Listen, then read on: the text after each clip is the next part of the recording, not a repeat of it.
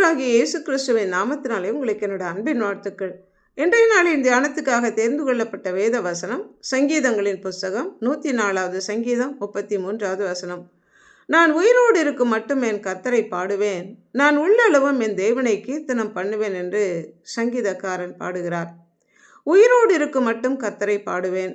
ஏன் தான் உயிரோடு இருக்கும் மட்டும் கர்த்தரை பாடுவேன், கீர்த்தனம் பண்ணுவேன் என்று சங்கீதக்காரன் சொல்லுகிறான் என்றால், முதல் வசனத்தில் என் ஆத்துமாவே கர்த்தரை ஸ்தோத்திரி, என் தேவன் மிகவும் பெரியவராய் இருக்கிறார், மகிமையையும் மகத்துவத்தையும் அணிந்து ஒளியை வஸ்திரமாக தரித்து வானங்களை திரையை போல விரித்து சகலவற்றையும் படைத்து பூமி ஒருபோதும் நிலை பெறாதபடி அதன் ஆதாரங்கள் மேலே ஸ்தாபித்து அதை வஸ்திரத்தாலே மூடுவது போல தண்ணீரினாலே அதை மூடினார்.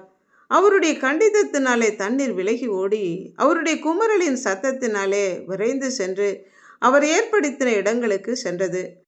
பள்ளத்தாக்குகளை நீரூற்றை உண்டு பண்ணி அவைகள் மலைகளை நடுவிலே ஓடச் செய்து மிருக ஜீவன்களுக்கெல்லாம் தண்ணீர் கொடுக்கத்தக்கதாகவும் ஆகாயத்து பறவைகள் கிளைகளின் மேலிருந்து பாடவும் தம்முடைய மேல் வீடுகளிலிருந்து பர்வதங்களுக்கு தண்ணீர் இறைத்து அவருடைய கிரியைகளின் பலனினாலே பூமி திருப்தியாகும்படி மிருகங்களுக்கு வேண்டிய புல்லையும் மனிதர்களுக்கு வேண்டிய ஆகாரம் உண்டாகும்படி பயிர் வகைகளையும் திராட்சையும் எண்ணெயையும் இருதயத்தை ஆதரிக்கும் ஆகாரத்தையும் விளைவித்து திருப்திப்படுத்துகிறார்.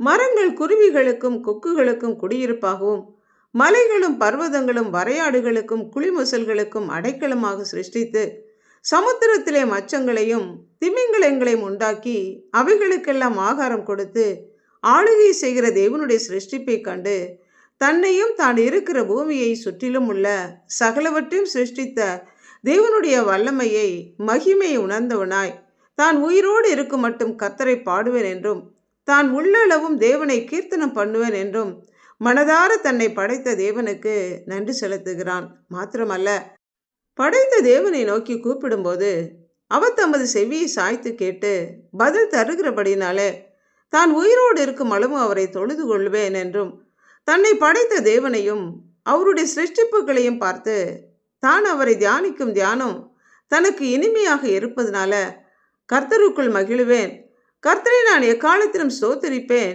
அவர் துதி எப்பொழுதும் என் வாயில் இருக்கும் என்றும் சொல்லுகிறான்.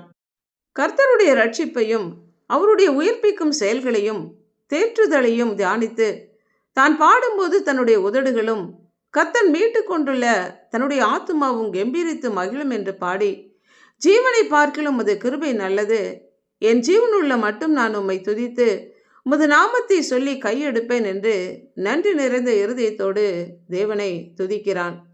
இந்த தேவன் என்றென்றைக்கும் உள்ள சதா காலமும் நம்முடைய தேவன், மரண வரைந்தும் நம்மை நடத்துகிற தேவனை நாமும் உயிரோடு இருக்கிற ஒவ்வொரு நாளும் உள்ளளவும் தேவனை துதித்து பாடி கீர்த்தனம் பண்ண கடமைப்பட்டிருக்கிறோம். அதற்கென்றே அழைக்கப்பட்டிருக்கிறோம். ஜெபிப்போமா. இரக்கமும் அன்பும் உள்ள பரம தகப்பனே, வலுவாதபடி எங்களை காக்க வல்லவரே, உம்முடைய மகிமை உள்ள சன்னிதானத்திலே மாசற்றவர்களாக எங்களை நிறுத்த வல்லமை உள்ள உம்முடைய தயவிற்காக நாங்கள் நன்றி செலுத்துகிறோம். நாங்கள் உம்மிடம் ஒப்பு கொடுத்ததை அந்நாள் வரைக்கும் உம்முடைய வருகை வரைக்கும் எங்களை காத்து கொள்ள வல்ல தயவிற்காக நன்றி செலுத்தி உம்முடைய கரங்களிலே எங்கள் ஒவ்வொருவரையும் அர்ப்பணித்து ஆண்டவராகிய இயேசு கிறிஸ்துவின் நாமத்தினால் ஜெபிக்கிறோம் பிதாவே. ஆமென்.